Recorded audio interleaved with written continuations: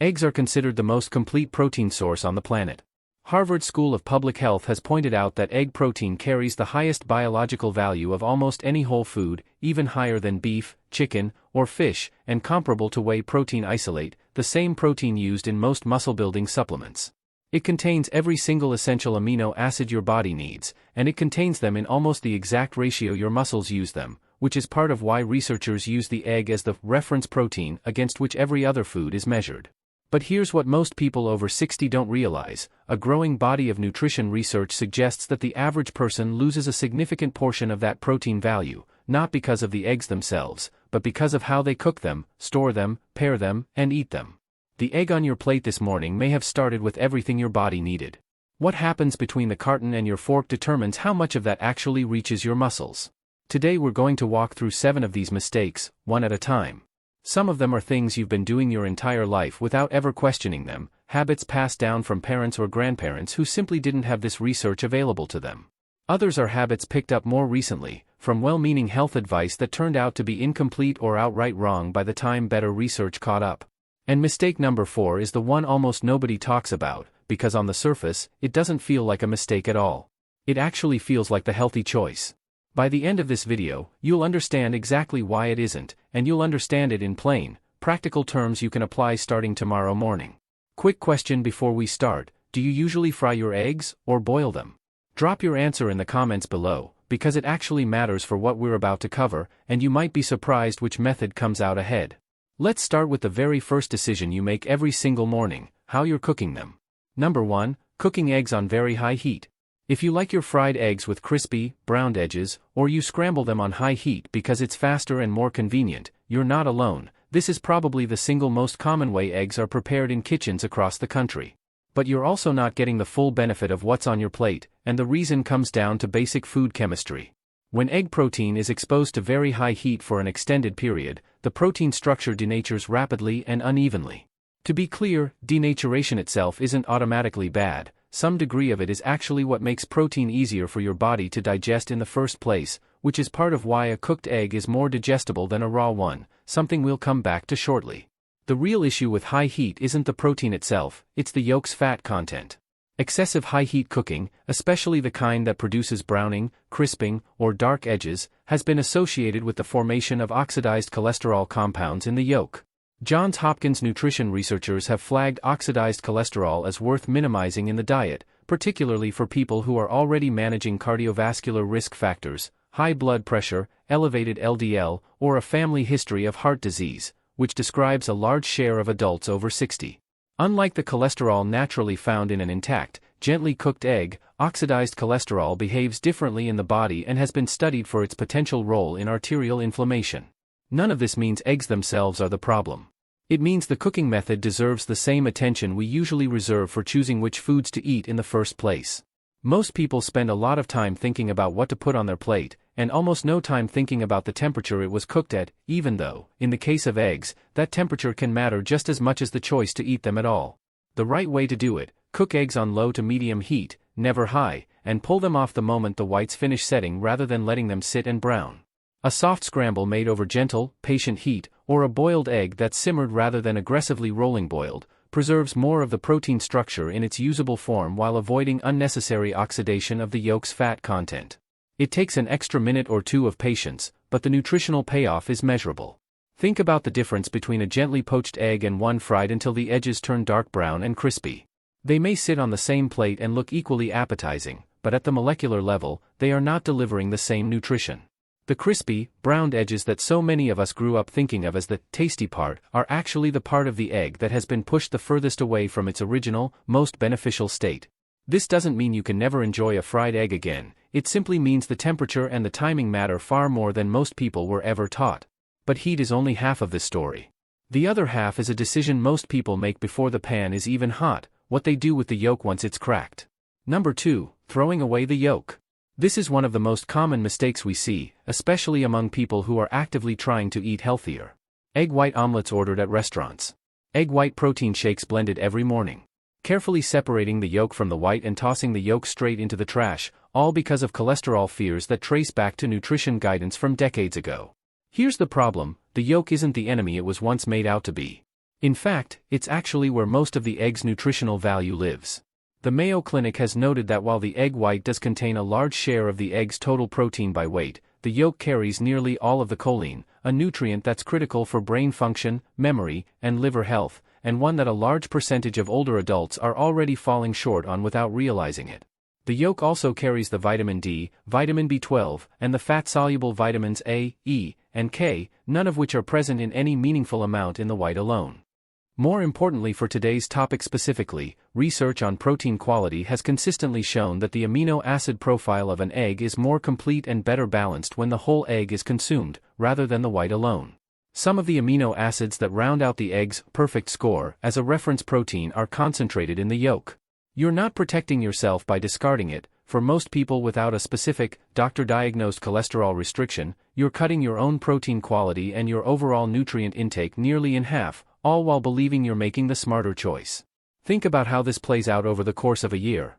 If you're eating eggs 4 or 5 mornings a week and tossing every yolk, that's hundreds of yolks discarded annually, hundreds of doses of choline, vitamin D, and B12 that never made it into your body, at a stage of life when your dietary need for exactly those nutrients is going up, not down. It's a habit that feels disciplined in the moment but adds up to a real, measurable nutritional gap over time. The right way to do it, unless your doctor has specifically and individually told you to limit yolks because of a diagnosed condition, eat the whole egg. If you are managing cholesterol under medical guidance, that's a conversation to have directly with your doctor, based on your own blood work, not a blanket decision made from outdated nutrition advice that's been circulating for 40 years. It's worth pointing out just how much this particular myth has shifted in the nutrition world. For decades, dietary cholesterol was treated as public enemy number one, and the egg yolk became the symbol of that fear. More recent research has shown that for most healthy adults, dietary cholesterol from food sources like eggs has a far smaller effect on blood cholesterol than saturated fat and overall dietary pattern do. That doesn't mean yolks are appropriate for absolutely everyone without exception, but it does mean that blanket yolk avoidance, done automatically out of habit rather than medical necessity, is very likely costing you more nutritionally than it's protecting you. Now let's shift from how you cook eggs to when and how you eat them, because this next cluster of mistakes is where most of the real, hidden protein loss actually happens, and almost none of it has to do with the stove. Quick self-check before we continue. Did you have your tea or coffee at the exact same time as your eggs this morning, sitting right next to your plate? Hold that thought, because that habit is mistake number 7, and by the time we get there, it might genuinely surprise you. Number 3, skipping the fiber pairing. Eating eggs completely on their own, no vegetables, no whole grain, nothing alongside them at all, is extremely common, especially for a fast breakfast on a busy morning. But nutrition researchers have found that pairing protein with fiber slows down the overall digestive process in a way that actually helps your body use that protein more efficiently, while also preventing the blood sugar swings that become more pronounced with age as insulin sensitivity naturally declines over time. When eggs are eaten completely alone, digestion happens faster, and the amino acids from that protein are released into your bloodstream in a shorter, sharper window. That might sound like a good thing, but it actually means your body may not be able to use all of those amino acids for muscle repair before that narrow window closes. Some of it simply gets diverted elsewhere rather than being available for the muscle building process it was meant for. The right way to do it: pair your eggs with something fibrous every time you can. Sautéed spinach, sliced tomatoes, a slice of whole grain toast, or even a small side of berries. It sounds like a minor addition, but it's a small change that measurably improves how efficiently your body processes the entire meal, not just the eggs themselves. There's also a practical, everyday reason this matters beyond the biology. A plate of eggs without any fiber tends to leave people feeling hungry again within an hour or two, which often leads to snacking on something less nutritious to fill the gap. Adding fiber alongside your protein doesn't just improve absorption, it extends how long you feel satisfied, which for many seniors managing weight or blood sugar is just as valuable as the protein itself. Number 4, eating raw or undercooked eggs. This is the one. If you've ever cracked a raw egg into a protein shake because you heard somewhere that it boosts your protein intake, or you prefer your eggs runny to the point of being barely cooked because that's simply how you've always liked them, this next part matters more than almost anything else in this video. Raw egg whites contain a protein called avidin, which binds extremely tightly to biotin, a B vitamin your body relies on for healthy skin, hair, and metabolism, and effectively blocks your body from absorbing it. That alone is worth knowing. But there's a bigger issue specifically for protein, and it's the reason this mistake earns its place at number 4. Digestibility research going back decades, including studies referenced by nutrition science institutions like the NIH, has consistently shown that cooked egg protein is dramatically more digestible than raw egg protein. In some of the most frequently cited comparisons, cooked egg protein digestibility sits somewhere around 90%, meaning your body absorbs and uses nearly all of it, while raw egg protein digestibility drops to roughly half of that figure. The heat from cooking actually unfolds the protein's structure in a way that makes it far easier for your digestive enzymes to break down and absorb. In plain terms, if you're eating raw or undercooked eggs specifically because you think it gives you more usable protein, you're doing the exact opposite of what you intend. Your body simply cannot break down and absorb raw egg protein anywhere near as efficiently as cooked egg protein. That extra protein you added to your morning smoothie is largely passing straight through your system, unused, along with the biotin your body was blocked from absorbing at the same time. This is exactly why this mistake earns its place at number 4 in this list, and why it can genuinely reduce the protein benefit you came into this video expecting from eggs in the first place. It's counterintuitive precisely because it involves doing less cooking, less heat, less time in the pan, and our instinct is often to assume that less processing automatically means more nutrition. With egg protein specifically, the opposite is true. The right way to do it: cook the white all the way through, no exceptions. The yolk itself can stay soft if that's your preference. A slightly runny yolk doesn't carry anywhere near the same digestibility penalty as a raw or runny white, but the white specifically needs to be fully set and opaque before the egg leaves the pan.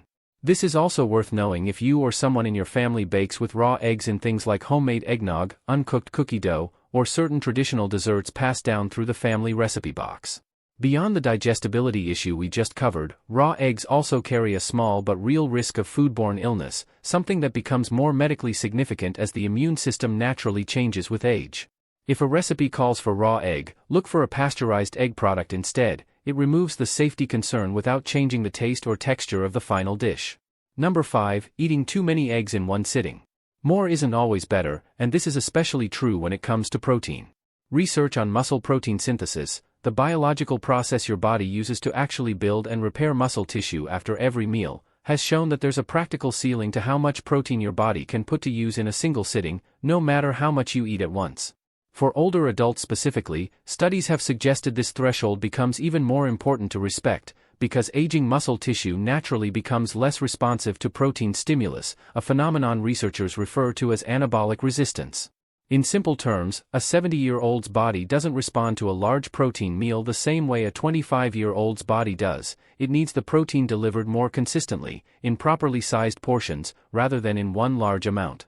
This is one of the more counterintuitive findings in aging research, because the natural instinct is to assume that if muscle maintenance becomes harder with age, the solution is simply to eat more protein at once to compensate. The research points in a different direction. It's not just about how much protein you eat in a day, it's about how that protein is distributed across your meals, and whether each individual meal contains enough to actually trigger the muscle-building response, without so much that the excess goes to waste.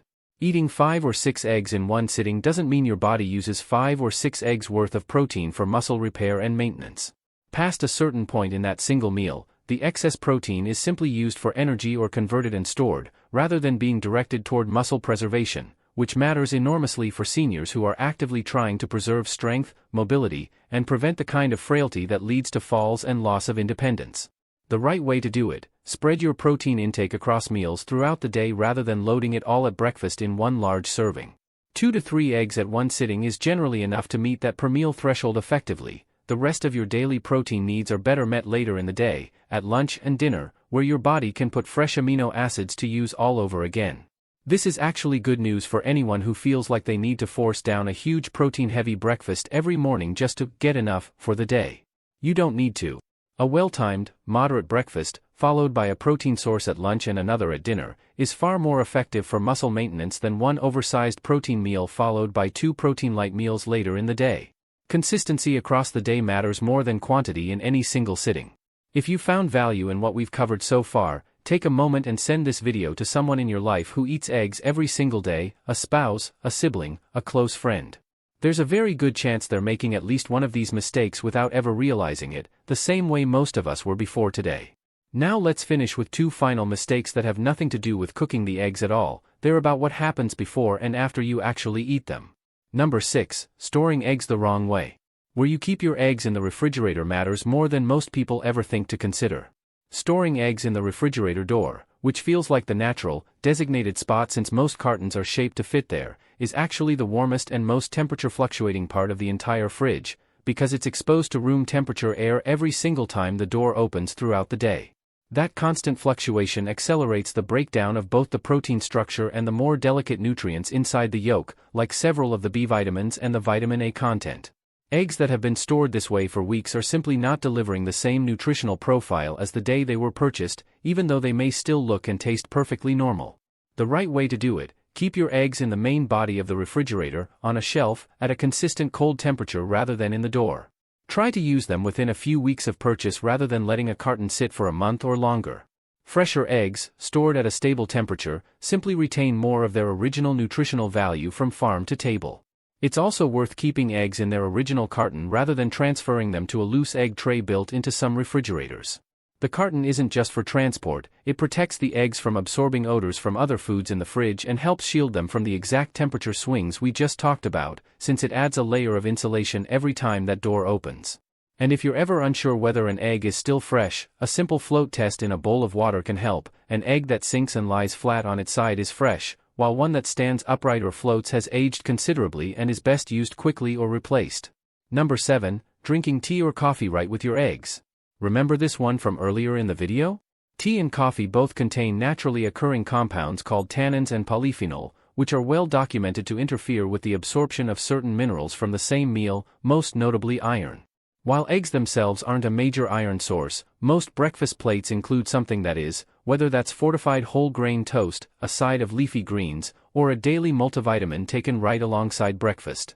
Drinking tea or coffee at the exact same time as that meal can meaningfully reduce how much of those minerals your body actually manages to absorb, sometimes by a significant margin, simply because of the timing. This particular habit is so ingrained for so many people that it barely registers as a choice anymore. The coffee goes on the table the moment the eggs do, out of pure routine. But routine isn't the same as optimal, and this is one of those cases where a genuinely small shift in timing, something that costs you nothing and takes no extra effort, can meaningfully change how much nutrition you actually walk away with from the same exact meal. The right way to do it: this doesn't mean giving up your morning tea or coffee, and nobody's asking you to. It simply means shifting it 30 to 45 minutes away from your meal, either before or after, rather than sipping it directly alongside your eggs at the table. If you take an iron supplement or a multivitamin with breakfast, this timing gap matters even more. Pairing that supplement with a glass of water instead of your morning coffee, and saving the coffee for a little later, is a simple adjustment that helps you get the full value out of both the supplement and the meal, rather than one quietly working against the other at the same table. So here's the real takeaway from everything we've covered today. Eggs are still one of the very best protein sources available to you. That fundamental fact hasn't changed, and it isn't going to. What changes the actual outcome, meal after meal, is the handful of small habits that surround them: the heat you cook them at, whether you keep the yolk or throw it away, what you pair them with on the plate, whether they're fully cooked through, how many you eat in one sitting, how you store the carton, and what you choose to drink alongside your meal. None of these are dramatic, difficult, or expensive changes. But together, they represent the real difference between an egg that gives you only a fraction of its protein value, and an egg that gives you everything it's actually capable of giving your body, especially at a stage of life when every bit of that protein matters more than it used to. Think of it this way: protein needs don't shrink as we get older. If anything, the research says the opposite. Maintaining muscle mass, supporting bone density, healing from minor injuries, and keeping the immune system functioning well all become more dependent on adequate, well-absorbed protein after 60, not less. That makes an everyday food like the egg more important than ever, and it makes these small habits around it worth far more attention than most people ever give them. You don't have to fix all 7 of these at once. Pick 1 or 2 that stood out to you most while watching this, and start there tomorrow morning. Change the heat you cook at. Keep the yolk. Add something fibrous to the plate. Small, repeated choices like these compound over months and years in a way a single big change never could. If this helped you rethink your breakfast routine, go ahead and subscribe so you don't miss the next research-based guide like this one, and let us know in the comments which of these 7 mistakes surprised you the most.